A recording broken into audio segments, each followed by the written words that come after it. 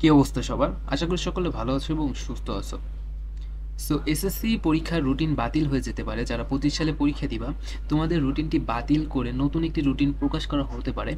So এর কারণ হচ্ছে এইখানে তোমাদের যে রুটিনটি প্রকাশ করেছিল শিক্ষা বোর্ড থেকে, এখানে বাংলা এবং ইংরেজি এই ২টা পরীক্ষার মাঝে কিছু সমস্যা রয়েছে এই দিনগুলোতে, যার কারণে তোমাদের রুটিনটি পরিবর্তন হয়ে যেতে পারে।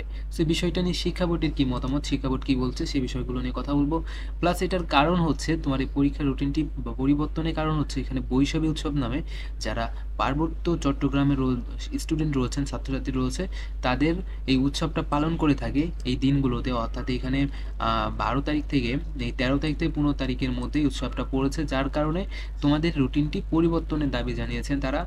সো এখানে বলা হচ্ছে যে পাহাড়ি প্রধান সামাজিক উৎসব বৈশাখীর দিন পরীক্ষা রেখে মাধ্যমিক উচ্চ মাধ্যমিক সার্টিফিকেট এসএসসি পরীক্ষার রুটিন দিয়েছে মাধ্যমিক উচ্চ মাধ্যমিক শিক্ষা বোর্ড। এই রুটিন পরিবর্তনের আহ্বান জানিয়েছেন পিউ ইউপিডিএফ এর ছাত্র সংগঠন বৃহত্তর পার্বত্য চট্টগ্রাম পাহাড়ি ছাত্র পরিষদ পিসিপি।